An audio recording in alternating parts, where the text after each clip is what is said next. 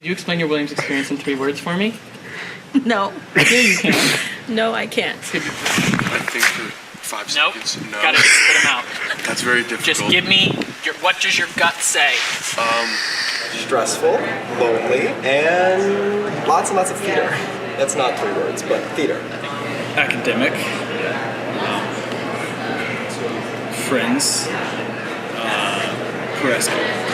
1 adjective, 2 nouns. Great, beautiful, and challenging. Perfect.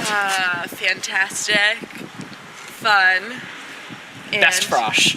Best frosh, yes. She's J of Willie F. Great entry. Best entry on campus. Friendship, spontaneity, and energy. Fuck shit. We got it. Okay. Thank you. Do you know anything about the history of claiming Williams Day? All of a sudden it just appeared, and so I'm not really sure, actually. I'm trying to think. Do you know anything about the history of claiming Williams? No, I don't. So have you heard of claiming Williams? Of course. It was a lot of fun last year. Well, I think it's about highlighting the social justice issues that are here at Williams and I guess emphasizing all different identities, especially because not every student is familiar with every identity. I'm excited. I think it has great potential to be a really cool day. I am always excited to see how it happens every year. It was in response to an incident that had been on campus, and we had a very good, strong student leadership that decided to say this is enough. I mean, we have to do something about this. It's a time to remind yourself that you belong here just as much as your neighbor does. I kind of believe that as well. It's really just eye-opening and realizing that you really don't know really who are the people you go to school with.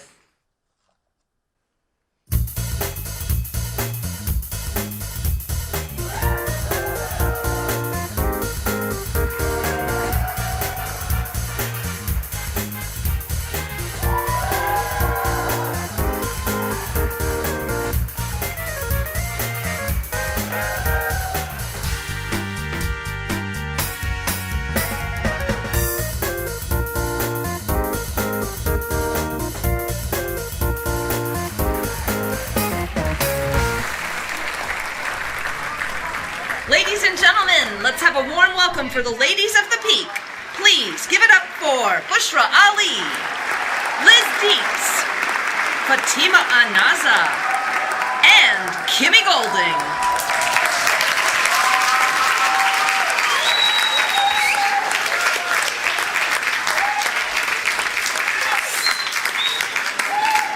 Seriously, no coffee? Hello, everyone. Hey. Hi. Thank you guys for coming out, even though it's snowing. It's basically a blizzard outside. But thank you for coming to the 62 Center to come see The Peak and come see our talk show. We're really excited that you guys made it. Happy Claiming Williams Day. Woo. So I'm excited. Woo. Yeah. Totally and utterly pumped. But I think I was just riled up because since the big game last Sunday, the Super Bowl. The superb owl? Not enough owls, by the way. Okay, so I'm a little bit happier more than just the Patriots win, because anyone who knows that our dear Clark has attained one of the greatest paintings that has ever existed. Okay, I may be overselling it. Okay, I may be overselling it, but we won. Yes. Because the Clark made a bet with the Seattle Art Museum, dependent on whether the Seattle Seahawks. Yeah, exactly, yes. Or whether the New England Patriots would win the Super Bowl. And with us winning, we're now getting an amazing painting for a 3-month loan to the Clark. So I have something for everybody. Something for everyone. Yeah. And you can cross-country ski to go see it, so that's even better. Or snowshoe. There are many forms of winter transit. So why should I care? Okay. Why should I care? Speaking of segues. Claiming Williams is today. So, what did you guys think about what President Falk had to say about claiming Williams? What were your What were your thoughts? I was just checking my dress, so I'm sorry.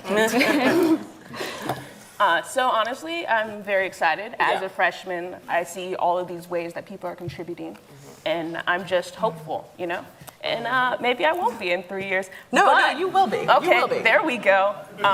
But I'm just really excited to see all the events coming into my inbox. It's the only time that I was actually excited to see another email. But seriously though, so many cool things going on. I think that some of the best conversations I've ever had at Williams have come out of Claiming Williams.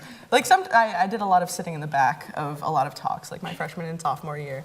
But especially in my entry, we would go back and just have these ridiculously long procrastinatory conversations afterwards, which is my favorite kind of intellectual discourse. Yeah, I mean, I would completely agree. I'm hoping that for today we get as many people as possible to at least attend one event or engage in just, the smallest way to check out what's going on. And there's so many interesting events going on today, and so many amazing people having conversations and doing talks, and hopefully people will get involved in discussions and, like you said, get involved in discussions even after Claiming Williams tomorrow night, tonight, in their entry common rooms, in their own common rooms, etc. While snowshoeing to the Clark. Yes, while snowshoeing to the Clark. But yeah, I think, or I'm hoping for a lot of turnout for these events, because there are a lot of really engaged and hopeful students who are participating, and faculty members and staff members who are participating today. So that's my wish for all of you. Yeah, and that's what our whole show's about. We're going to show you a lot of the things that are going on today. We're going to talk to some amazing people who are the future of Claiming Williams, but also the people who created Claiming Williams. And I'm just very excited to share with everyone here a lot of what made me want to come to Williams.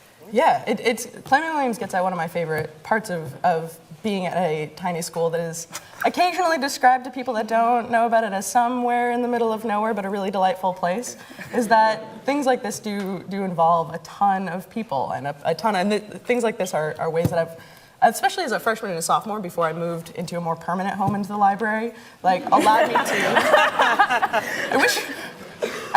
My dad gets really excited when I text him not from the library, which is a sad shift. But it's how I especially, freshman and sophomore year, I could identify by face and by name almost everybody on campus, because I was just sitting in the back watching things like that. And I think that's a really... creepy? No, very creepy. Oh, okay. Yeah. I feel a little hopeful because I actually saw people in my hallway getting up at 7, and I know it's not for the skier, it's for us. Yeah. Oh, thank you guys. So great. Well, that's a great segue into some of the Claiming Williams promotion that we have today. We're going to watch a couple of promo videos. So get ready for our first clip. I'm part of a new initiative called the Williams Poverty Initiative, which is aiming to bring together people on campus who are interested in poverty and studying it, working to alleviate it, and thinking about related issues. We plan to have 5 professors come speak about their experiences as first-generation college students and what that meant for them in college and then in graduate school, becoming professors, how they interacted with their family, other challenges they might have faced along the way.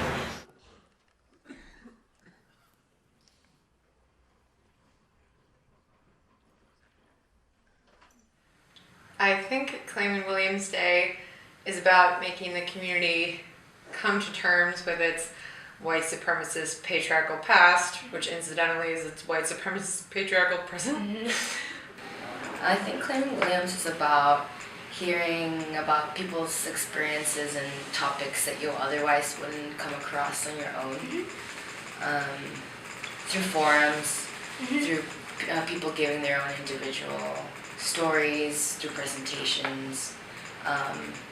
And there's free food, so it's an incentive to get people to come. So the Gaudino program and the Y Liberal Arts Initiative are collaborating together on an event that we're calling Williams Unbound. And it's basically an opportunity to think about what Williams could be if we were designing it from scratch. We want people to just sort of think whimsically about, if you could design Williams from the beginning, what would the curriculum look like? What would the student body be? What would the physical plant look like? How would they be different than they are now? Part of what we're getting at is what makes Williams Williams, what makes it a liberal arts college, or what would make it more of a liberal arts college.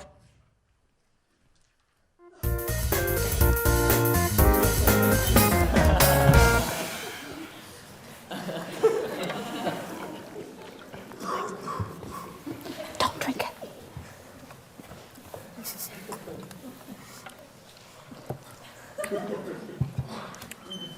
I've told Tony 100 times, I just want rockin' mint tea. And yet again. If you dream little, you'll be less disappointed. Well, so on the wonderful videos, we saw people talk about what Claiming Williams is. And one of my friends up there, Jenny Heldick, said it's about Claiming Williams. Claiming Williams is about coming to terms with Williams's white supremacist patriarchal past, which incidentally is our white supremacist patriarchal present. Yeah, I know, right? Big words. Yeah, really like a gentle segue into like lighthearted topics. Yes, of course. Yeah, I don't know. What do you guys feel about that? How do you? What do you think of the comments or the other? What is Claiming Williams comments? Yeah, I think a lot of the balance is just deciding what's the world, what's Williams, and what is our role in changing any of that. I'm really excited to see the talks, to see different points of views, to see things I never considered. So like, for example, the first generation professors, it's one thing to go to college for the first time.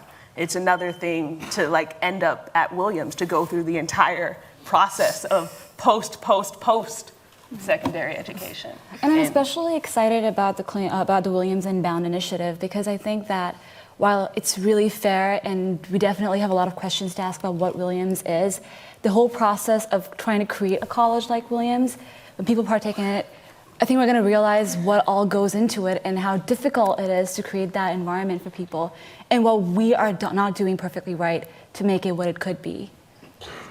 Yeah, and I like books. I feel like my persona today will actually segue just into giant nerd, but I feel like that's okay.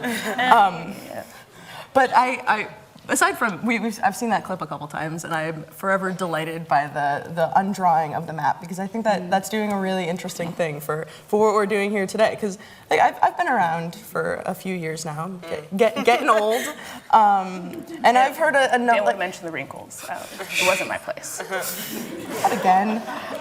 But I've been around a lot of conversations about Claiming Williams. I've been to a bunch of Claiming Williams because I've just always found that kind of like watching other people converse about things that are much more intelligent than the things I would be conversing about has been really interesting. But Claiming Williams has a really, like, a very tenuous kind of origin story and history, and the way that it's shifted throughout the years, and the way that it is still ours today, and that like our constant need for, or the need that we have to make it ours is really present. So I think that a lot of what's happening today is trying to understand and establish that, which is good. Is there anything that is happening today, a specific event that might be outside of your comfort zone, or like a little, is not something that you would normally think about on a day-to-day basis that you might be excited to attend here today on campus? Yeah, I think it's really interesting. I think it was put on by the theater department, but the reading that's going to be going on later this afternoon, we're probably going to be able to see a clip from it. I'm just hugely excited because I think it's interesting to see different mediums.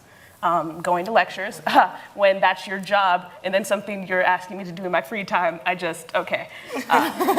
So it's really nice to have a different form, just another way to access things that are very tough, and what's better than the art. Yeah, and I think that's a lot of what's going on today as well. It's not just lectures and people speaking, and obviously their like personal stories are going to be as interesting as a reading of a play, but also different forms of communication and the way that we can express ourselves. For example, later on we'll have the choreographers of. Don't give it away. Okay, well, we're going to see anyway. The choreographers of Raw Dance are going to come and talk to us about their piece and the piece that dancers from the dance department are going to do, and I think that's just really interesting to be able to access different points of Claiming Williams, not just through speaking, but through our bodies and movement. And I think that speaks for our frustration with too much conversation or too much talking, because yeah, sure, we do talk a lot, and this day is all about talking, but if you want to see something come next, it's not going to happen magically. It's something that we have to think of, and that's why I'm particularly excited about the raw dance video as well. Yeah. Well, speaking of too much talking, speak for yourself. We're going to segue right on next to our next Claiming Williams preview video, so stay tuned for more of The Peak.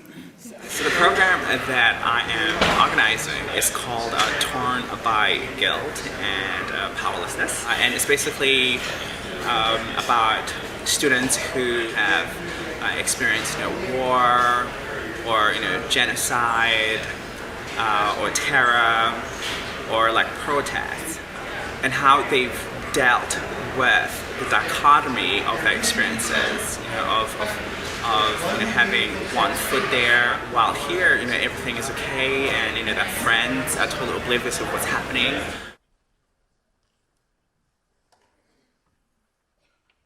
Issues keep coming up on our campus, and I think these aren't issues that are related just to being a Williams student or to the Williams experience. They're systemic issues, and we just keep bringing them up, and the only way for Williams to ever move forward and become a more inclusive place is for kids to keep bringing them up and keep challenging one another. So I think that as long as this place is, and society in the U.S. or whatever still feels like it's a place that's not inclusive for everyone, people should keep speaking up. I would say I've been uncomfortable walking into your judgment. I would say that there's people that can't escape these problems, and that you need to recognize their privilege, that you can ignore them. He's a speaker with the Active Minds organization. He was a popular student athlete in high school who started getting some pretty severe depression and mental health illnesses. He tried to take his own life by jumping out a building. And since then, he's dedicated his life and his time to the importance of breaking stigma, getting help when you need it, and just overall trying to raise awareness. I don't want you to just focus on my story or just my suicide attempt. There are problems out there, like substance abuse and alcohol abuse. I want you to focus on that entire mental health spectrum.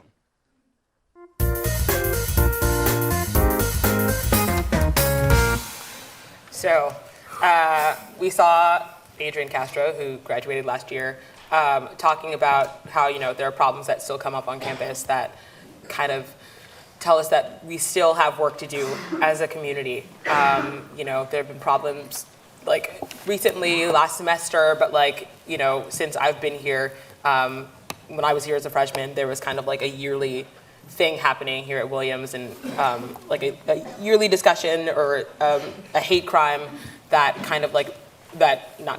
actually really affected the community, and people have been very frustrated about that, and we've seen a lot of activism on campus really lately talking about those issues. What do you guys have to say about those, especially the issues that have happened recently as of last semester?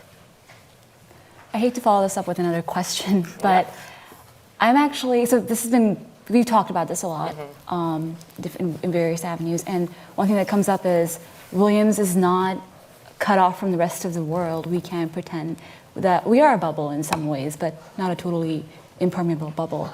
So is that a fair argument that just because we represent the world too on this campus, which is saying a lot, actually, but is that a fair argument that because people from all over the world come here and we are a little microcosm that represents the world, these kinds of events are predictable, expected, can happen, and we just need to move on?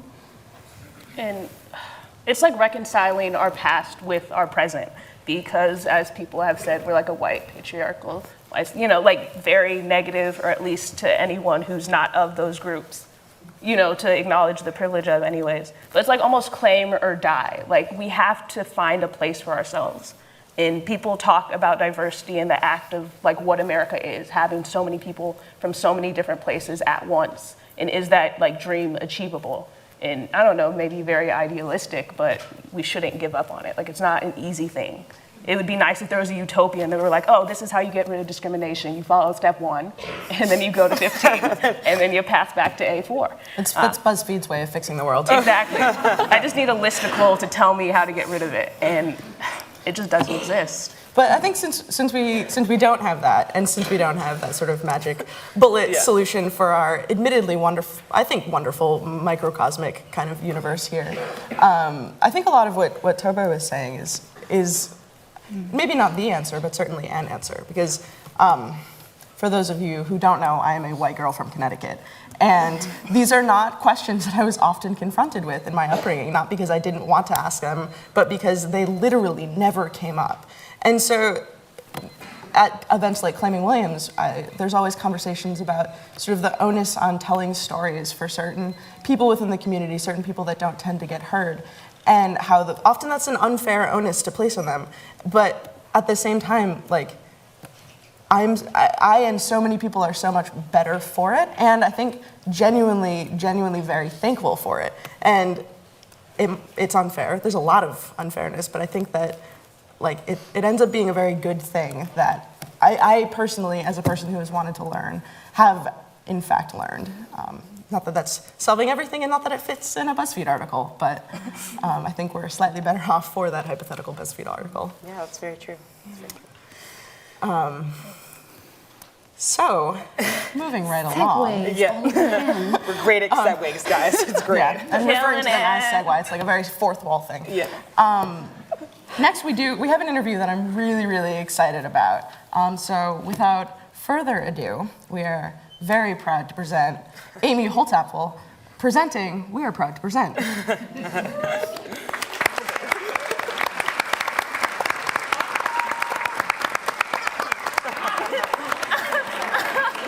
Surprise guest. Yes. Hello, everyone. Well, I don't have a child. So. Well, this is turning into a different type of show, and I am very excited. well, thank you, Amy, for coming. But Scott, well, I know you, but why don't you introduce yourself to the rest of everyone else? I'm Scott Lippman. I'm a freshman here and from Los Angeles, California. Okay. And I'm really excited to be here. Thank you, Scott. Yeah, so could you tell us a little bit about your event and what people are expected to see this afternoon? Yeah, well, first, June, my daughter wanted to say something. You want to tell everybody why you're here? Because school is canceled.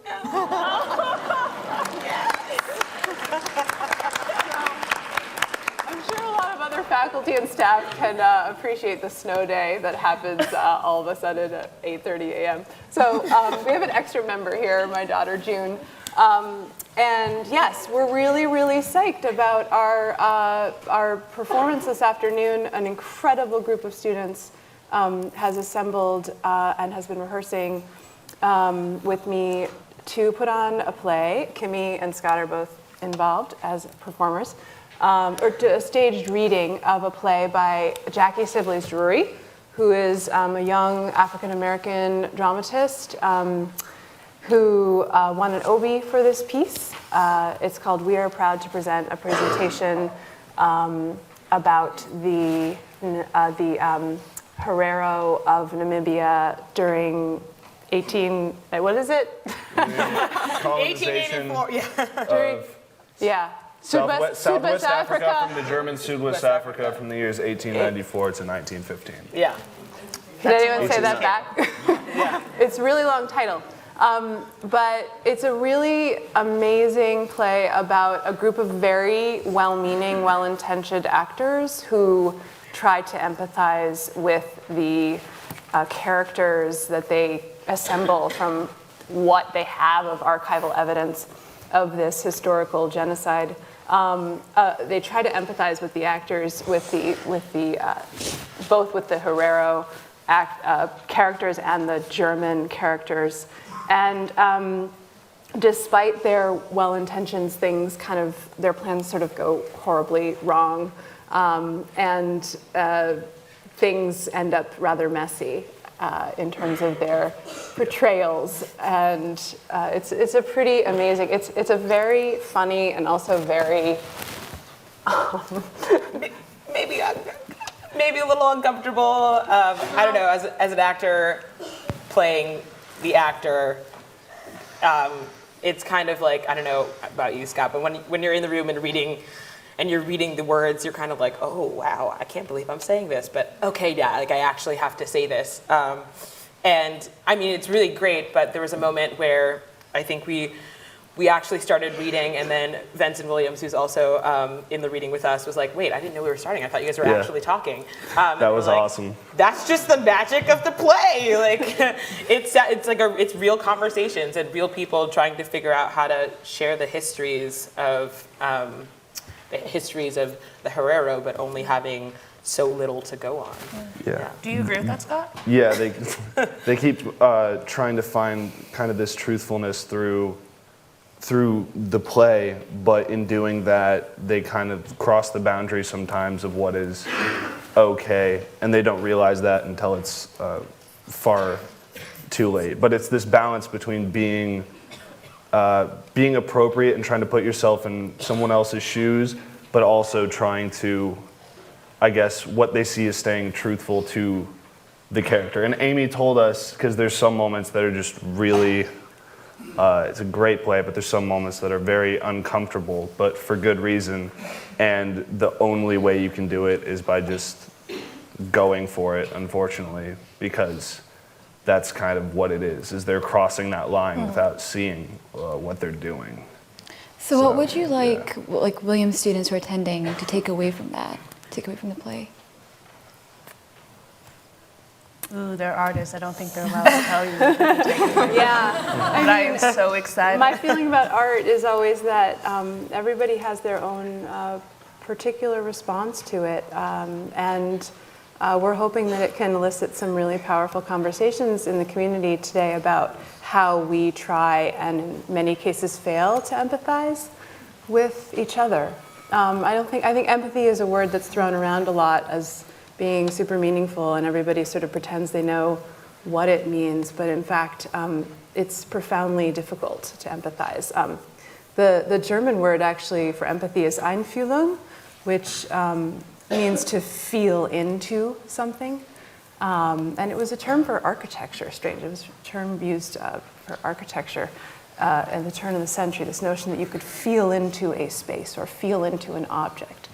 And I think that's actually something we have to question and maybe look at. What is that assumption? What assumptions are we making when we say that someone can actually feel into another person? Is that possible? Is that what our goal is? And acting brings that up better than anything. That's what actors do. That's what they try to do, is to feel into another character. And these actors have a really hard time doing that, and that's what this play is about. Yeah. So I hope that everyone will take away their own experience of the work. Yeah. Well, thank you so much, Amy. Thank you, Scott. And thank you, June, for coming to visit us here today. And 3:30 in the center stage, we're going to be doing the reading of We Are Proud to Present, featuring me and Scott. And I'm sure some of the actors are in the audience too. But please do come and check it out. And there's also going to be a discussion afterwards. Yes. But we're going to head into the next commercial for Claiming Williams. I have a friend who would give her custodian her comp tickets to come see shows in the theater, which I thought was really awesome. It definitely wouldn't hurt to have more explicit appreciation, and it's definitely, I would say that they would definitely feel more appreciated if we did know a little bit more about them. She came in for the last time to take out the trash and talk about her summer plans, and I was like, I'm not going to be able to see you anymore. We're parting ways. It's like we're friends going out on different adventures.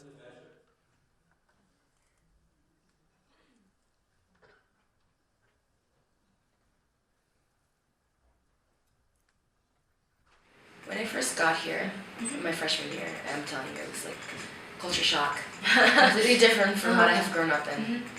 And I spent freshman fall questioning if I was a Williams student, if I was part of the Williams community, and if I even belonged here. And then after events like Claiming Williams, after just talking with my friends, you're like, fuck yeah, I'm Williams, I'm here, so I'm inherently part of Williams. I love it.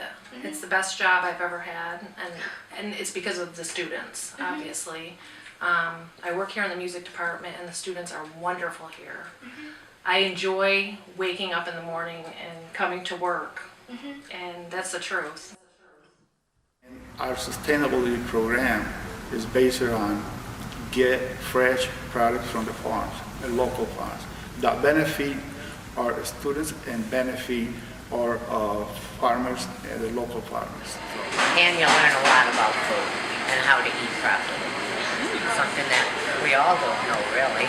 You learn. Especially college students. Delicious apples, courtesy of Dining Services.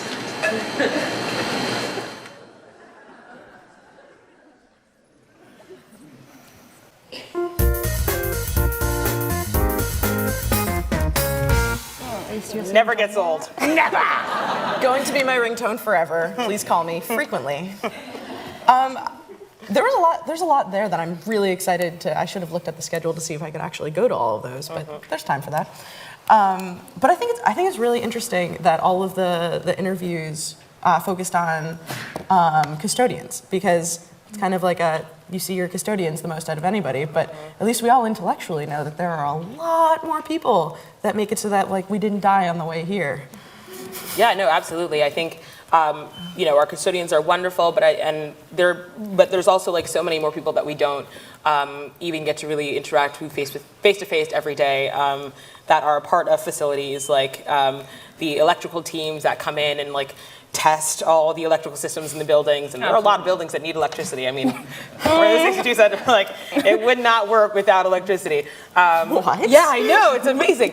But the electrical teams, the architectural teams that come in, the carpenters, the painters that make our buildings look, and we can walk Feel in like them and, home. yeah, feel like home, and grounds and landscaping, like seeing what Williams looks like in the spring when the snow has thawed, and like seeing like the beautiful plants and stuff. Like there are people out there doing that every day, but we don't get to encounter them, or we don't get to like meet them face to face. And I think that event is something that's really great to actually like talk to the people who are working in these buildings every day and working to make Williams like a place we can live and operate in, with the like 100+ buildings on campus that have to be maintained. I think it's kind of amazing. Yeah, and it's crazy because it's like their family in the sense that like when I run in and I'm late, only my family would be like, okay, we'll like let you in last time. We'll make you a pizza. And so, like the 7:35 run to like 82 grill, or when in my entry, like a heater was broken, we called security in like 15 minutes. I had like these two great dudes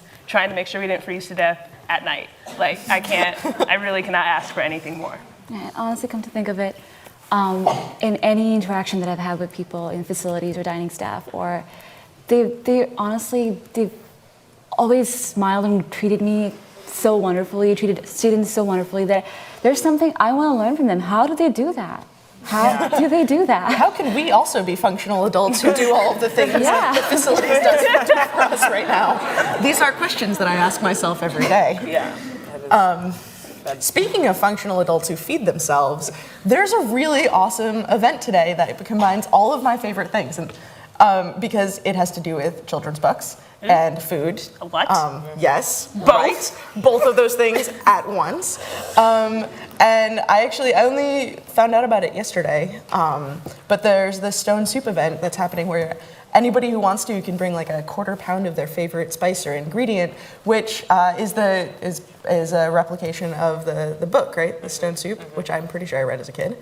And then from what I read, the first 25 people can eat that magnificent or curious concoction. I think it'll be great. Yeah. I'll be going in 10 minutes late, just saying. Yeah. I'm interested in what people bring. Like, I might just bring a little bar of chocolate. I don't know if that belongs in soup, but I might tastes good. So. I might tell you the wrong place to go. Okay. That doesn't seem soupy. Yeah. Well, I mean, Who are you to judge? You can't.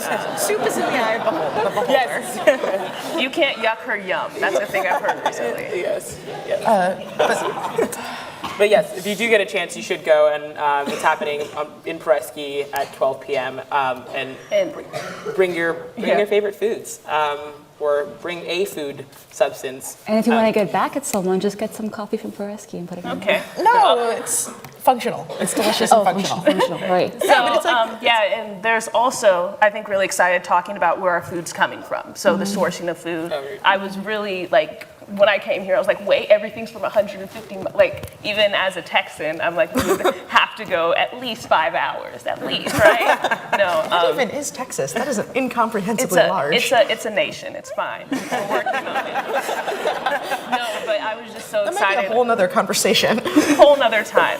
But just really excited to see where our food is sourced from and see what our school is doing about encouraging that. Because there's a lot of conversations we're having, but I think food sourcing and where that's coming from and how that happens is very important. Yeah, awesome. Well, here's a segue. I'm just going to say it and not do one. Here's she is getting tired. Yeah. Here's another Claiming Williams video that we've put together, which will feature a lot of interesting talks that are going on later on today, like Trust at Williams. When someone puts their trust in you, can they also trust that you'll take care of yourself? If I can trust myself enough to be me, can I trust you to not be an asshole? How can we build a future together when she's graduating, but I'm staying here? There hasn't been a married couple on campus in 10 years, and we just got engaged. What's Williams gonna think?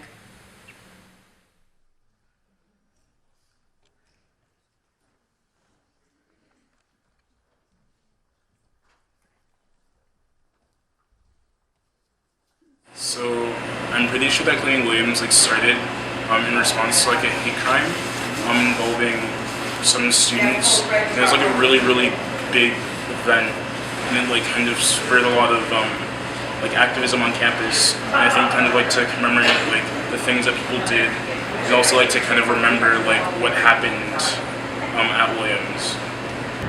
I believe it started because of a hate crime. I don't remember exactly the context of this hate crime. Yeah.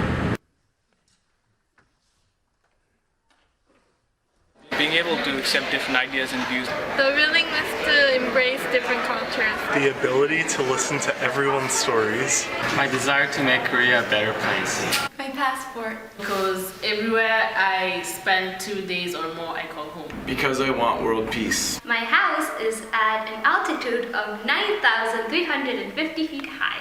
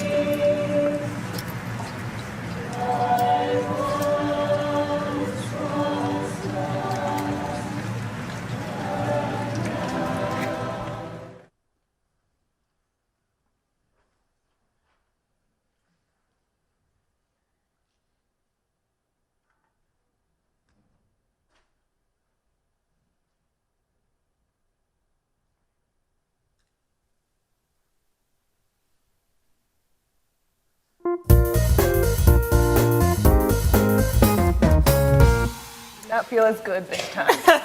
No, keep it up. It's good. It's still great. So we all know that Claiming Williams Day is taken off to a wonderful start, thanks to us. And we also know we have our theme of trust. Yeah. And it seems to be coming to the forefront with that particular event that's going on. Right, Trust at Williams. Yeah. What is Trust at Williams? What does that mean? Yeah, the promos, because it's trust in relationships, trust in communities, trust in informal it's just really cool to see how expansive we don't even know what the term is applied to. Huh. This is a meaningful pause. Yeah. No, I think it's really we come to this very, very intentional community. There's a lot of thought and planning that goes into where we live in and where we live here, who kind of we interact with at first. And, I think there's a lot of there's a lot of very implicit trust that that's the right thing and an effective thing. And I feel there are a lot of ways you can explore the idea of trust at Williams. So I'm excited about that talk. I'm gonna head there. And kind of how trust plays into the solidarity walk that's going to be going on later tonight to close this entire day. Right, so get into that. The Minority Coalition has been really active, really supportive this semester, and I'm in it, that's why. So, just kidding. So, no, it's just the great leadership it has this semester. And right after the unfortunate incident that happened not very long ago, they took the reins and they were very motivated, very determined to do something positive about it. Yeah. And they decided to take a pause, to not do something immediately, because that would seem too rushed and too soon. And because that would mean a kind of a closure to everything that happened, and then we can just forget about it and move on. So they waited and instead decided to seize the opportunity today, organizing a solidarity walk that's going to happen in the evening as a closing of this, what's hopefully going to be a very eye-opening day. And it's going to involve people gathering together at Peresky Steps. It's a follow-up to the discussion about the defacement of the photo. It's actually going to be led by the person in the photo itself, Ust, who we're very happy to have back here. And yeah, but there are going to be different stops made at different locations where not so great things have happened at Williams. And it'll be a chance for us to recollect, reclaim those spaces. And I also think it's a chance for us to see, maybe to imagine what might have gone on in those spaces and see how we might have contributed to it. How something we have done or silently approved of, or something we do that on a daily basis, contributes to the kinds of conflicts that occur on this campus or anywhere in the world. Definitely, and I'm so excited that Oz is willing to come back, because I think it says a lot about him, and I think it says a lot about this place, that he thinks it's important to come back and make sure that this place can be a safe space for all people, and maybe bring some of his positivity.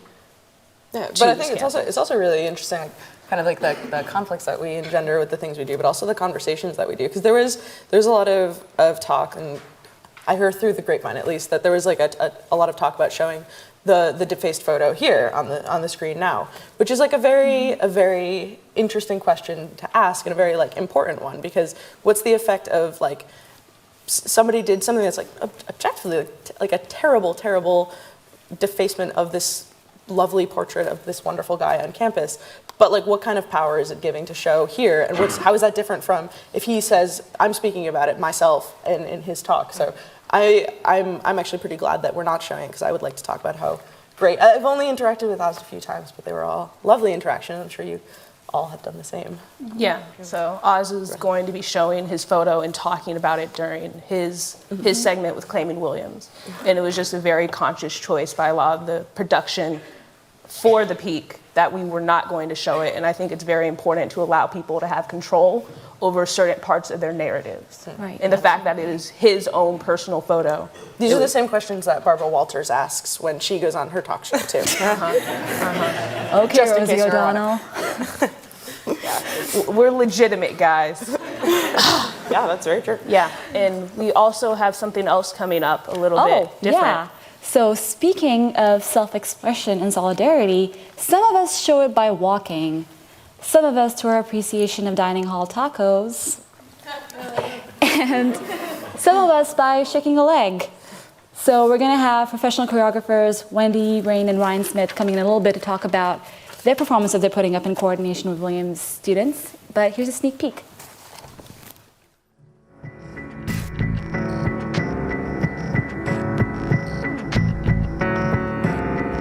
We are setting a work called 2x24, Love on Loop, on a number of the dance students pulling from the various companies, the various departments of dance.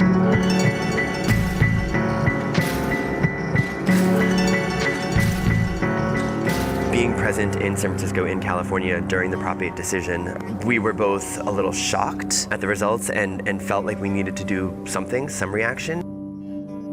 Is going to be somewhat guerrilla style. So we're performing it in spaces around where things are already happening.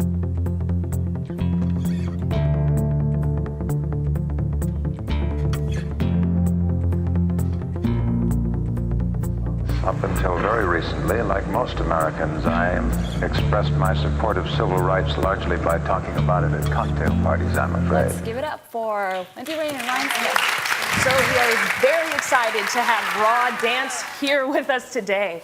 I was just wondering if you guys could give us a little bit of what your work is normally and what your work is now that you're working here today at Williams. Well, we are a contemporary dance company based out of San Francisco, and part of our mission has always been to split our focus on theatrical work and site-specific work. I think it's really important and key for us to bring dance to the public. I think, you guys talked a little bit about how Williams can sometimes be a bubble, and you have to navigate interacting within the full global community as well as your on-campus life.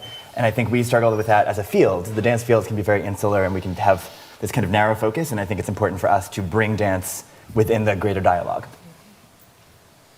Wow. I have nothing to add to that. You answered that very well. I know everything about dance now. This is great. I'm really curious. So the piece that you're doing here emerged out of the Prop 8 decision. Can you just tell us a little bit about what the piece is and how it was a reflection and a response to that? Sure. I mean, it really was. I don't actually think they'd reached a decision. It was in the middle of all of the nebulous experience. It's still going on in some ways. It was in the middle of the fight, and we have a spectrum of our work. Some is much more overtly political. Some is much more abstract. And this was a moment where we really felt like we needed to react in a more overtly political way and in a very public way. So the first version of the piece we actually performed, it was an 8-hour installation piece that was right at a little bit in front, but in sight of City Hall in San Francisco. And we had 24 dancers, and that was all done in couples. So each couple performed the full duet twice throughout the day for a total of 8 hours, which was amazing. We had probably the most perfect weather that anyone could ever ask for 8 hours in San Francisco. So this is a different version to bring it here. It's indoors. It's indoors.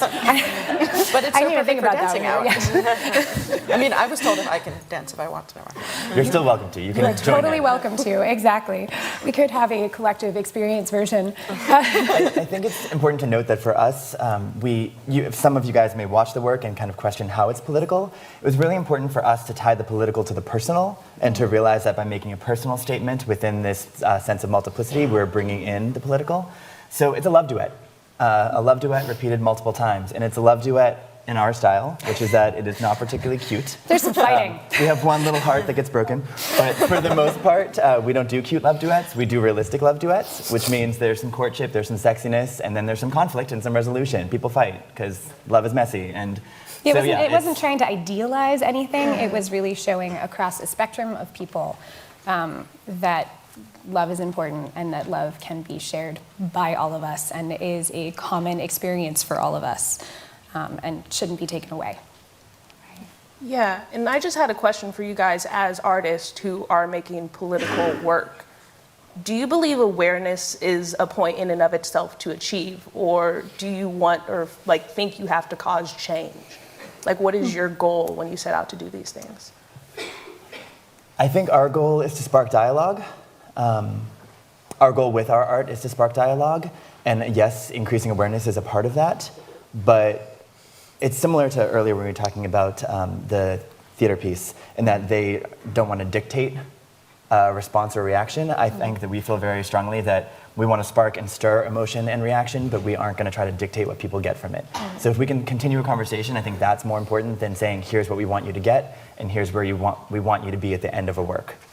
And I think dance has the beautiful ability to do that non-verbally. So even though we're actually very lucky to have worked with Dan Wool, who did the soundtrack for our piece and actually has some potent verbal messaging throughout the soundtrack, with most of our work, and especially this piece, we really do try to express things through both, having you feel something as well as thinking something at the end of it. And yeah, if you are talking about it afterwards, just like you guys were saying about all the events here, that you hope people go home and at least, talk to each other afterwards. That's really what we're trying to get from it. Because we love the element of surprise, we've got a third guest with us as well, Erica from the dance department. And I just wanted to ask you, what has experience been like for you, and what do you think this exchange between Williams students and choreographers has been like for you? Yeah, I mean, I I was introduced to Wendy and Ryan by my colleague in the 62 Center, Randy Fippinger, and I had the chance to meet them out in California last year, and felt that they were a really good fit to work with the Contemporary Dance Ensemble here at Williams, which I co-direct with Janine Parker. So I immediately knew that I wanted to do that when I met them. About 5 minutes after I met them, I knew that. But also, when I got to know a little bit more about their repertory and I became aware of 2x24, this project that they had done, I just thought, my goodness, this would be really amazing as a project to do for Claiming Williams Day. It just seemed like a real opportunity for us to do something in our department where it wasn't company specific. We do so much work that's company specific, that it was a chance to say, okay, dancers, any of you who want to come and do this project, please come do this project. And it's that issue of trust, for us to say, come in the studio with 2 dancers you don't know, and I'm telling you it's going to be great. And we didn't know exactly how we were going to perform this. We didn't, all of these decisions got made really, I would say, on the fly. And it's been a really great chance for us to do what we do, which is to engage in a nonverbal dialogue about some of the issues that we talk about so much on this campus. And I was saying yesterday, that Claiming Williams Day, there's such a push for dialogue. There's such a push for conversation about issues. And we do that at Williams. We do that really, really all the time. We're always asking ourselves to do that, and it's hugely important. But dance is also special because it takes the dialogue to another place, and we're all engaged in bodily becoming all the time in our lives. We're moving through our lives. And so, thinking back to the 30s when dance was considered to be really politically powerful. There were dance movements in the 30s where dance was considered a weapon of political action. And we've kind of moved away from that in our field, and it's I think, reemerging a little bit right now, kind of in the last couple of years. So I just got really excited about that possibility, and it's been really, really wonderful and exciting to be in this process. So I'm grateful. Thank you. So grateful. Well, thank you so much, me and Ryan, for coming to talk about your piece, and thank you, Erica, as well, for coming on. We're really excited to see the piece throughout the day. You can find them in various places, and there was one this morning before the show too, but they'll be around as well. So thank you guys so much again, and here's some more Claiming Williams promo videos. Thank you so much. So the concept behind Wear Your Privilege is to take an account for the privileges that we enjoy each and every day at Williams. The privileges that we do enjoy or those that we do not. So some people on this campus have to walk through every day very conscious of those privileges that they do not get to experience on this campus, while a lot of us also are not always taking time to account for those things that have been given to us inherently.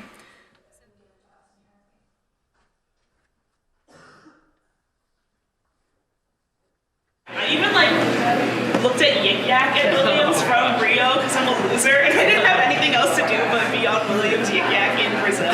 That was really disheartening. Looking at Yik Yak and seeing those comments horrifies me. Things that people must be saying in groups where it's acceptable. I think it's a scary thing. Just the existence of bad things that happen in Yik Yak means that there still are things that need to be stamped out, need to be addressed, need to have real conversations about.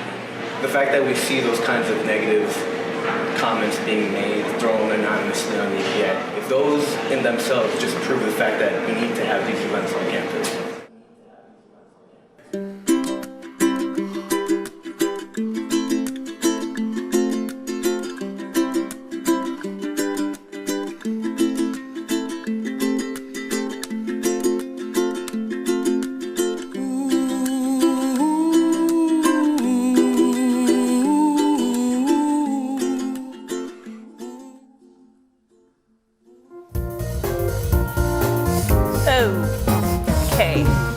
You guys were yik-yakking, but I was. Whatever.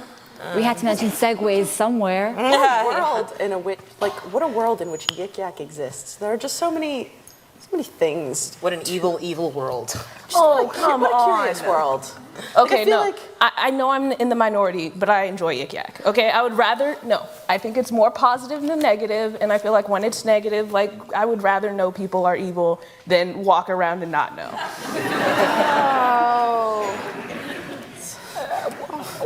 Well, I mean...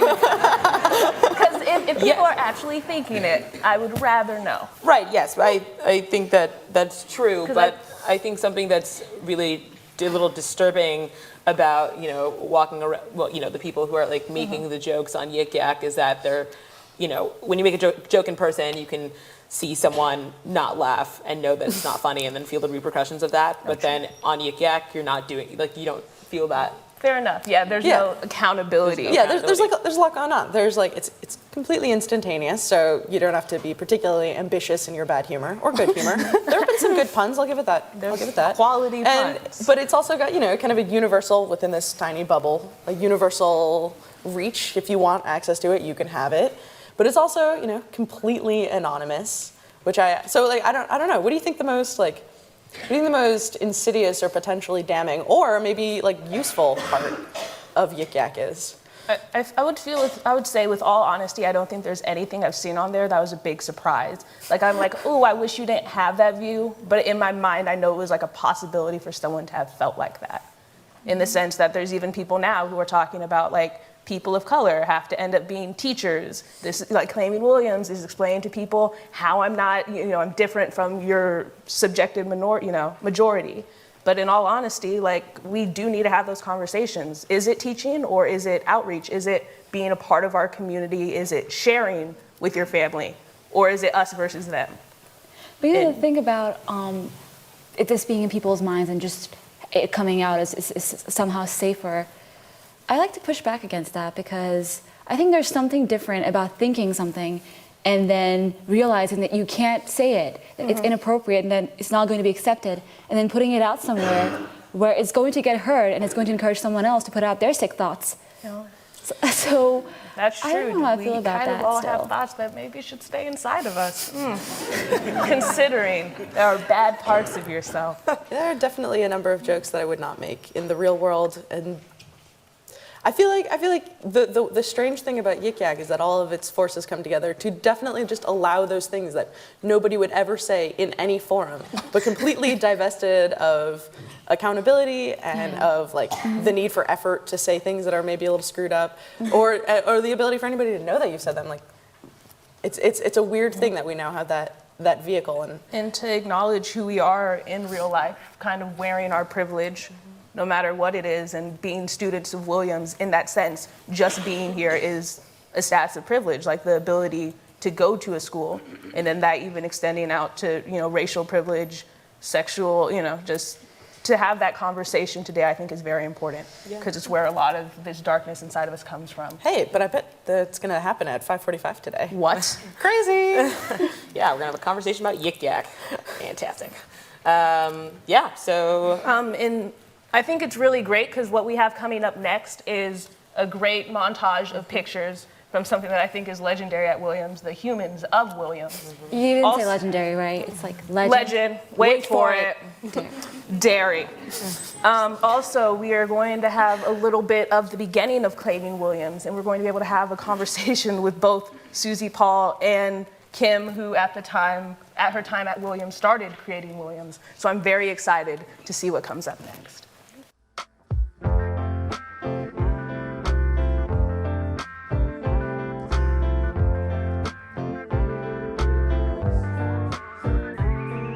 Strangers in the night, exchanging glances, wandering in the night. What were the chances we'd be sharing love before the night was through? Something in your eyes was so inviting, something in your smile was so exciting, something in my heart told me I must have you.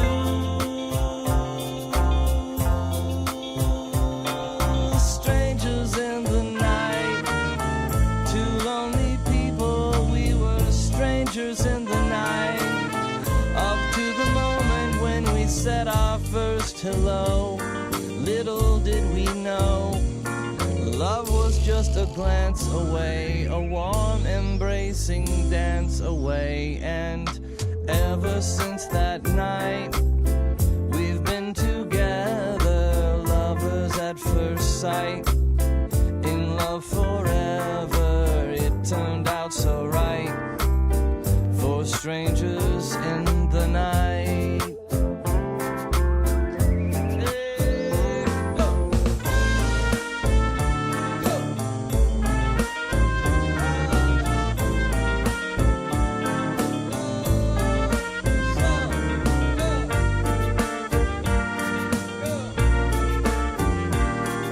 Love was just a glance away, a warm embracing dance away, and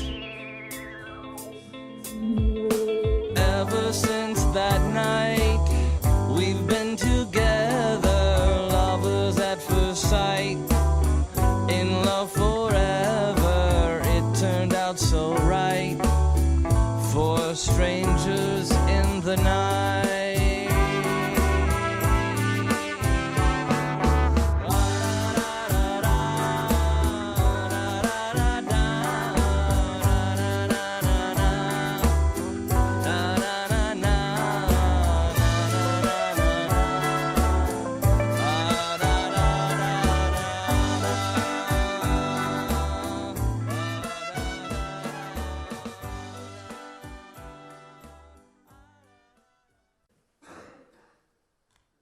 I was in Willie E, which is where people say it all started. So there was a lot of buzz going on about an incident that happened in Willie E.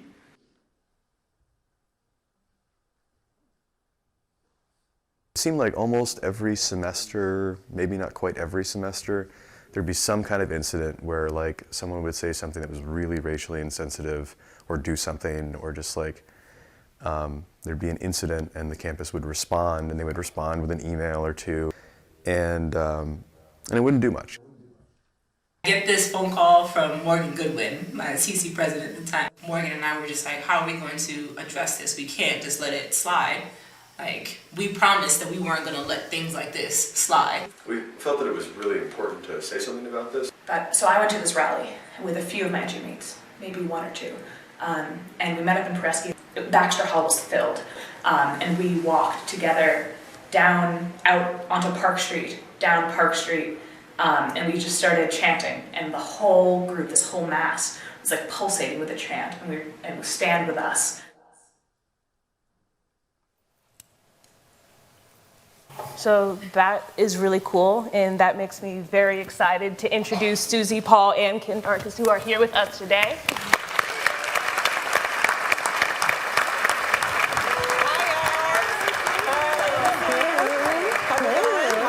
What's going on? Pardon me.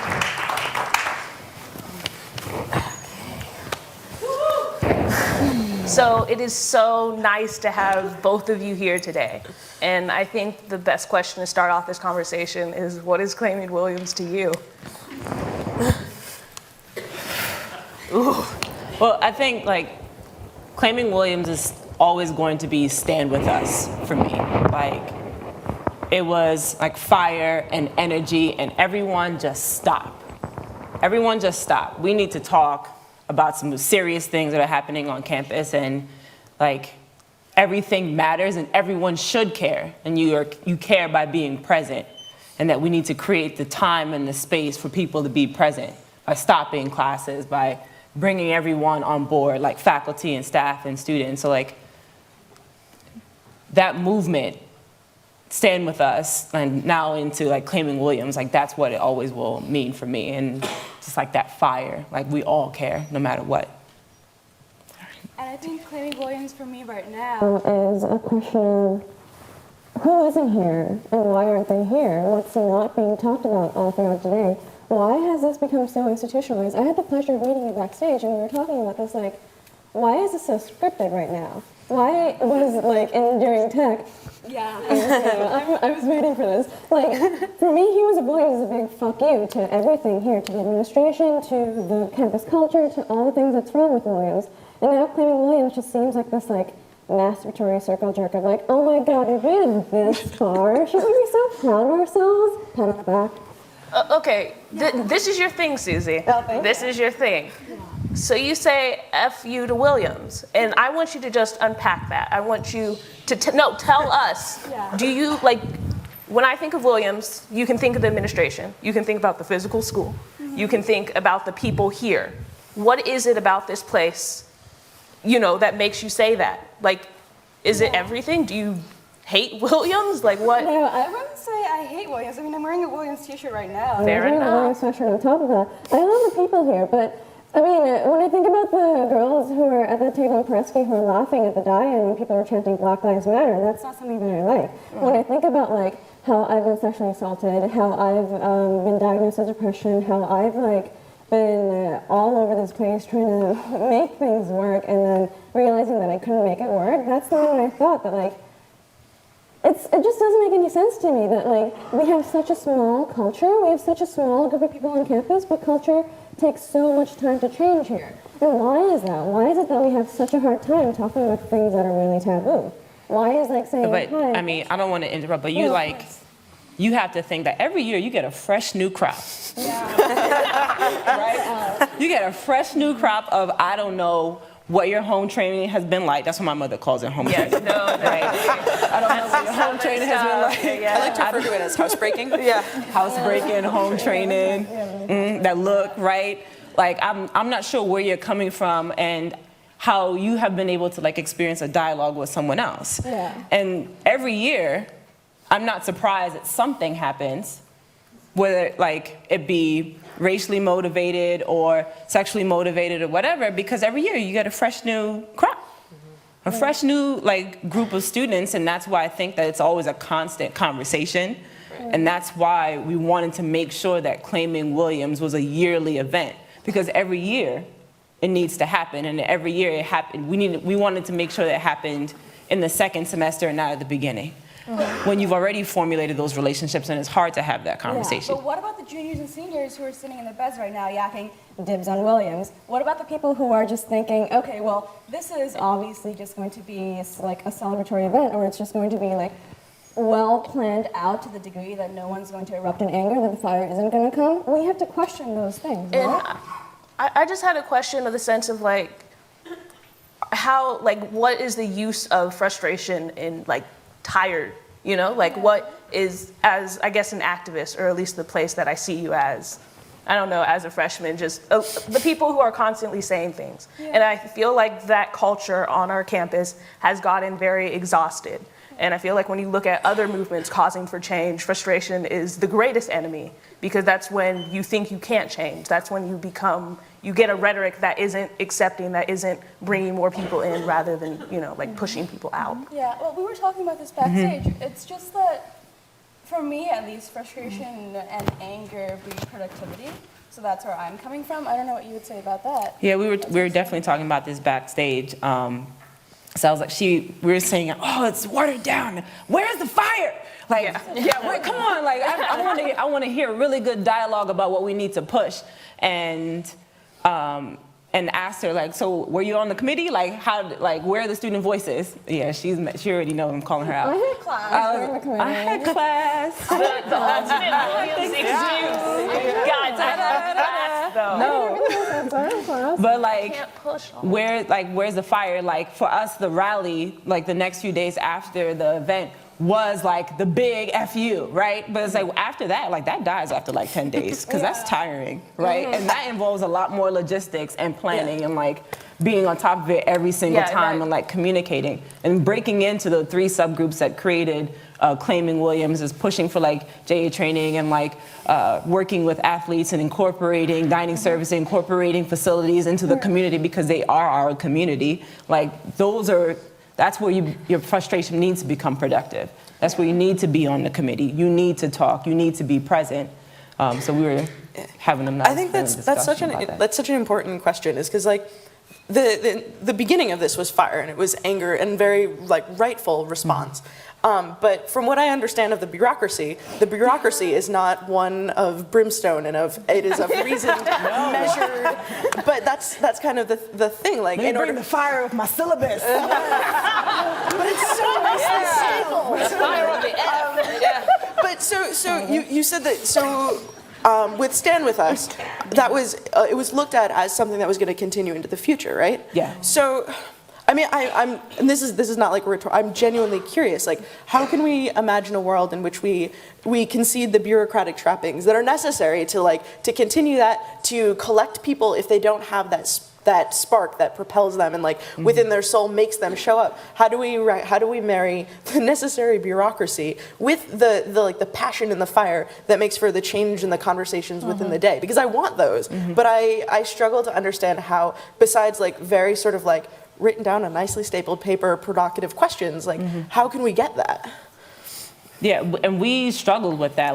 And I'll say this, everyone the core group of the Stand With Us, starting claiming Williams movement, we weren't friends. It wasn't hey, how you doing? Let's go ahead and start this rally together. Let's meet you at 4 o'clock. No, it wasn't like that. There were a lot of people who are part of it. I was like, I can't stand you. You say ignorant things on Wikipedia all the time. You respond to my email. At the time. How dare you say this? But it was a shared understanding of listen, this is wrong, and I feel you on this, and I want to be there to support you.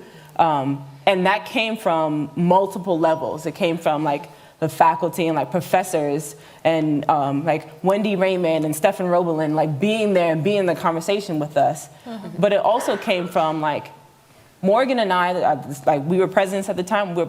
We were a week away from the end of our presidency when this happened, and really capitalizing that so lame duck laziness. I see. It was she doesn't understand the lame duck period. It's all right, we gotta step it up. But we had to ingrain in the underclassmen at the time, listen, this is something that's really important. So it was definitely an upperclassmen-led movement, but underclassmen driven, and embedding those underclassmen in the committees that do matter. We vote, I should hope so, still vote on the student faculty committees. We made sure that those people were in those committees. You need to run for this position, it's going to be unopposed, go ahead and do it. Because no. Bureaucracy. That's you. But that's you being productive, because now you have access to the people who have access to the budget. You have access to the people who are going to be planning this day. Because Williams isn't planned 6 months in advance. It's 2 years in advance. So you need to know what's coming ahead, and making sure that those students and those faculty were already in place for when we were gone. I'm interested. But with that too, you were saying we have to come out and we have to say, we're going to be here and we're going to stand with you, we're going to be in your presence. Why are there so many empty seats today? But I'm interested to know, Susie, where should that fire, that Kim was talking about, where does that come from today? Is that coming from upperclassmen? Is that supposed to come from the administration getting students to get more involved? It's supposed to come from seniors saying to freshmen hey, this is a really important day? Or is it meant to come from JAs in their own entries being who's that fire supposed is that a student-led thing, or is that supposed on the hands of the? It has to come from all of us. It has to come from the black and brown kids. It has to come from the staff, the administrators, the race-conscious white kids. It has to come from people who realize that Mike Brown dying in Ferguson and Eric Grant having his death videotaped and still having that officer being not indicted. It has to come from people being angry at the fact that Williams is not a bubble, and like you were saying, we're going to be out there in the real world, and we're going to have to realize that everyone else is a human too, and we have to. I mean, I think that's a pretty silly question. Yeah. Everyone has to care, and everyone has to realize that it's not just about performing activism and saying hashtag Black Lives Matter. It has to be about real challenging the anti-blackness within South Asian communities. It has to be. And I'm really interested in at least bringing to Williams, or at least having all of us conscious of it today, at least the amount of organization I hear you guys talking about. Because it's so true, making these things happen need to be more than just your feelings and taking other people's ideals. It's us realizing what that means to our community, making events that are applicable to our community, and also understanding that we only need one common point between all of us to work together. So it's not us finding our friends, it's us realizing as a group, police brutality is a real thing. And while at Williamstown, we do not have that problem, people in our community, when they go back to their homes outside of this great place, they are in danger, and to realize that I, like, as a person, care about that. Yeah, and that's very true. But are we sure that it's not really here in our community? I mean, it's not police I'm brutality, just but, saying, like, I'm saying but- Williamstown is not New York. Williamstown is not a city. Williamstown is not Houston. Like, Yes. it's not the That's same. 100%. But there, I do have friends of color who were talking to me about like how they had their IDs checked when they were when they were locked outside their classroom, whereas their white male athletes. I've actually, I've like, not even to be the joke, I've seen white male athletes get their IDs checked. Yeah. Well, So, yes, but and that's not the case for the international student who's from Colombia who like realizes that he doesn't belong here. So even though you've seen that too, Yeah. they're all always there. Yeah, not There are to- going to be friends of mine who are driving up from New Jersey who are like stopped on Route 2. Okay, This no. is not nothing. Okay, you are perfectly right. So Williamstown included. I'm just saying in general to be able to say that I care about everyone's experiences Mhm. and that there's simple points even if we are not the same person at all. And You asked a good question about like where does it come from? We wanted to make it a requirement. Like you had to sign into a workshop. We got into like Morgan and I got into some really interesting discussions with then Dean Merrill and then Morty Shapiro, like president at the time. I was like, come on, Morty, like just do me this solid, like make it a class. We're gonna make it work. So I was listening to the president speak, and he was like, well, you know, people show that they care. But even if they're not here, it doesn't mean they don't care. And I was like, oh, come on. Right? I was like, no, like they have to be here. That's how, I don't know one congressman who says, I don't care, and I'm at home. I care, but I'm at home. Right? You go ahead and fight the good fight in DC. I'm gonna show I care from a distance on email. I'll write it in my journal. But being present shows that you care. You show up for class because you care. You show up for practice because you care. Show up and be present. You don't have to say anything, but be present to show that you care. And like giving the time to say, all right, you know what? You don't have any other requirements. There shouldn't be any other athletic events going on. Like classes are canceled. Food is free. Like, come on out and show that you care and be present. And that I think, like you can be present and be undecisive. You can be present and not care. But being present, I think, gives a support that sometimes is really hard to vocalize. And being present. On that note, be present today, guys. Be present. Go to That's show so up to true. the events. Yeah. And I just want to thank Susie and Kim for Oh coming my to God, talk to us.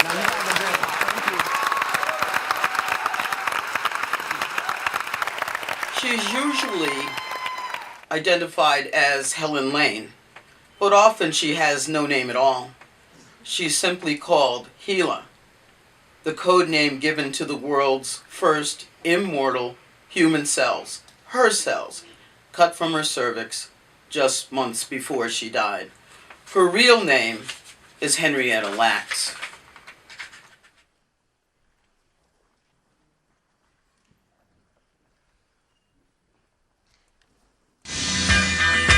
Our motto is can't stop, won't stop.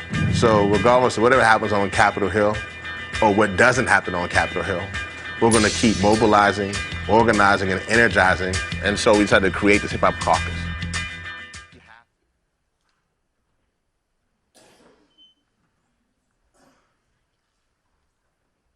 I think for other individuals who obviously miss out on it, it's effective for them as well because it's a day where they can go to Boston, or it's a day where they can go visit family, or it's a day where they can hang out or stay in their room or spend it drunk. So it depends on how you assess effectiveness and what exactly people are looking at when they say claiming Williams. So I think it's, on the one hand, I think it's a really positive way for people's voices to be heard about how they feel about the Williams community and whether or not they actually think it's a community. But I also think it's good PR for the college, and it's a way for us all to pat ourselves on the back and say, oh, now we've celebrated each other. People congratulate themselves for going to these events. Do you not think they work? Do you think they spread awareness? I mean, we've been having an annual hate crime for at least the 4 years that I've been here. I don't know, you can have claiming Williams all you want. You haven't changed the culture of your school, still haven't actually fixed any of the problems that keep popping up over and over. Hi, My name is Colette Flanagan, and I'm the founder of Mothers Against Police Brutality. No justice, no peace. Disarm the police. So Mothers Against Police Brutality was formed for that reason, birthed out of the fact that my son, Clinton Allen, was murdered on March 10th, 2013. Clinton was 25 years old, and he was unarmed. Justice! When do we want it? Now! What do we want? Justice! When do we want it? Now! Yeah, to be honest, I'm really exhausted because I care about all those things. And I know a lot of people do, but I really feel exhausted here to watch all those videos and try to take all that in. And a question I really want to ask the audience today is, do you really think we're ready for change? You know, do you really think? I think change is a really overused, overloaded word. And frankly, I love having conversations. I love being here. But I think we're getting ahead of ourselves if we're even dreaming about the change is going to happen through this day, overnight, 10 conversations, 10 hate crimes, 10 whatever. Because I feel like even though we have all these opportunities to share, sometimes I really feel like I'm talking to a wall. I feel like we are talking it's like a therapeutic thing, but it's not something that's meant to be progressive. It's not something, we're not making ourselves permeable to something new, opening ourselves up to it. I mean, I definitely know, change isn't going to happen overnight, and it's not going to happen over one day. But I think, by at least people getting out there and going to these events, they're sparking those conversations. And if that conversation leads to 10, 20, or 30 conversations, that hopefully will at least work towards some sort of like seeable change, then I think that's something that we have to at least trust in and keep doing. I don't think we can say that we're not ready for change, because I think we are at a moment here at Williams right now where people are we need to see things happen, and I think people are really frustrated that they haven't seen things come out of Taco 6 that happened last semester. I think people are still really frustrated, but I think we can't stop having conversations just because we're not if we're not ready for change. I think we still need to have those conversations. I just wanted to finish what I wanted to say. Yeah. That's absolutely right. And actually, I wanted to take this opportunity to present a little different challenge to people instead of just changing ourselves, going through a makeover altogether. And that is, if we can't change our habits or our thoughts and ideas, our backgrounds, our upbringing, maybe at least we can start with something a little simpler and start thinking about all the things that we do. And I'm not just saying this for everyone else as a victim. I feel like I need to do this myself. Start thinking of all the things that we need to think about that we shouldn't do. Because it's difficult. It's difficult to do things, but sometimes it's easier to think about the things we shouldn't be doing. That picture should not have gone up on Twitter. And if just a little thought had gone into that, a little thought had gone into the peers that we sit in the classrooms discussing these issues. I think you're bringing up a really important issue, which is that a lot of the things that we need to think about are all things that we first need to learn about. Take the Gila discussion. I think a lot of us in this room haven't thought about issues of the sanctity of one's own genetic information and how that wouldn't be proprietary. There are genuine questions. I mean, white girl from Connecticut, these are a lot of things that I didn't spend a lot of time thinking about growing up. And so as sort of pedantic and slow as it seems, the thing that you need to do first is learn enough to know enough not to just regurgitate things that you know are wrong, but to understand why your investment is, and that's I think that's where the spark comes from, and that's where controversy or difficulties that people wrestle with about claiming Williams aside, that's what I think it does. Is I think people will go to the Gila talk, or they'll go to the keynote speaker tonight, and they'll come away knowing that there are these nexuses of things that they should know about and now have an anchor to. And it's not just As we go out in this day, I think it's really important for people who are frustrated with the lack of change on our campus to think about, what do you really want, and how are we going to go out and get that, because like just talking to Kim and Susie, the way you go about things is very important to really know in your heart, are you just trying to display the hurt you have? Are you just trying to display the ignorance you want to keep a hold of? Or are you really hoping to change it? Because there is a way you act when you want to change people's and apparently minds. a number of forms you have to fill out as well. Of course. We're going to make it a class. It's fine. But you know, things you want to change in yourself. That's very true. That kind of You really don't have to feel like token white girl on the stage, because I come from a brown majority, Muslim majority country where I've been brought up, and I haven't thought about a lot of the things that we're thinking about. I've thought about in the past year and a half as well. So this whole idea that there is one particular demographic that we're trying to get to, I think that the rest of us are in a dream world. No, but I think we all, like, there are all things we can learn. Yeah. Even people are subjective. Like, I did not consider Hila until I came. I was like, what? They did what to her? You know, just so many things to learn and to be open to. Well, hate to wrap up the conversation, however, but we do have a special guest coming up on stage right now. Shakira? Katy Perry. We couldn't get Katie. Dang it! She was busy with her sharks. But right now we have some of the members of Sankofa coming to teach us.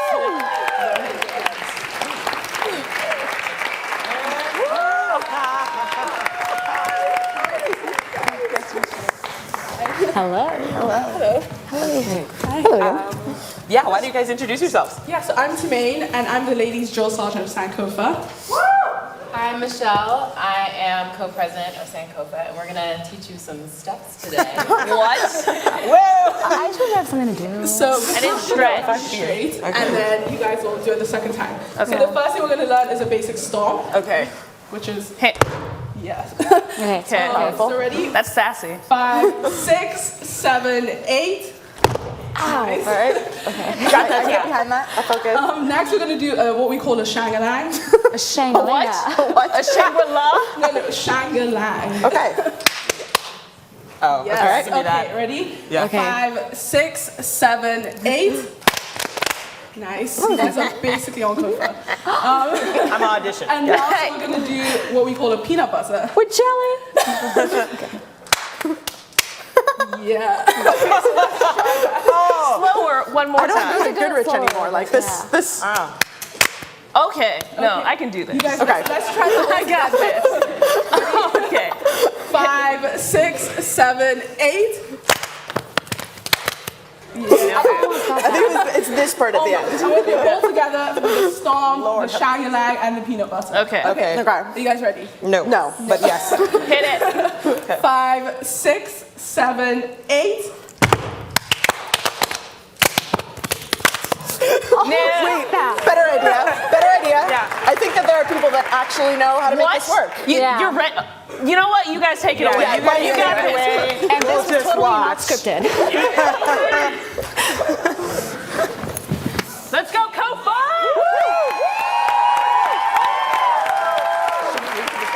No, you can't. She said it's fine.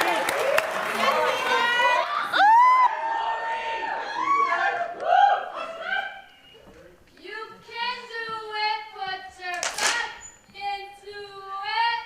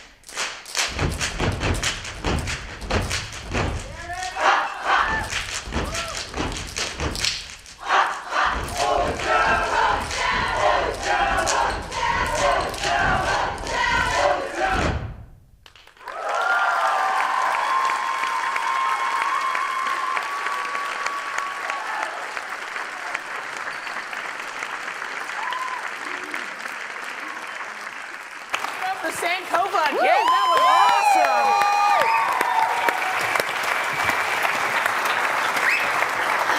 Okay, guys, we'd just like to thank all of you for coming to see us today here. Thank you. Trekking through the snow, braving through the snow. Thank you to facilities for getting out there so early. We really appreciate you coming. I wish I had something really profound to say. All I got is I really love this place, and it makes me so sad that not everyone has the same experience. So the least we can do is get out there and try to make this place a home for everyone. Yeah, we hope you go out there and find that spark. Go out there and find that spark. Start the fire! And in 3, 2.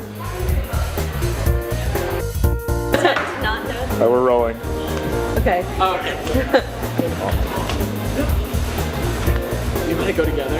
We're going 1, 2, 3. What do you love about Williams? Would you say that it's would you say that it's, I need to stop forgetting my question. I'm doing great, really long. Sorry about this. Okay, I got it. Sorry, Frank, I can barely hear you myself. Yeah, you gotta turn this way a little more. Yeah, and also if you can drop the phone, that'll look better too.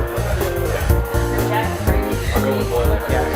I want dining services to hear you. Yeah, like if you angle a little more this way, then the microphone. Okay.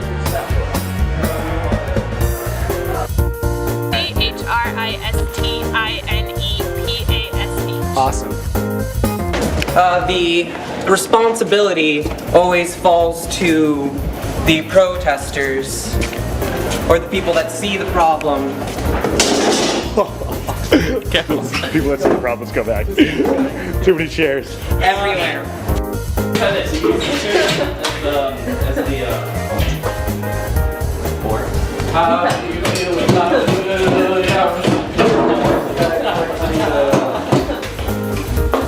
Jenny would love that shit. Actually, she would. You should do that after. Yeah, that's Ladies and gentlemen, let me try that again.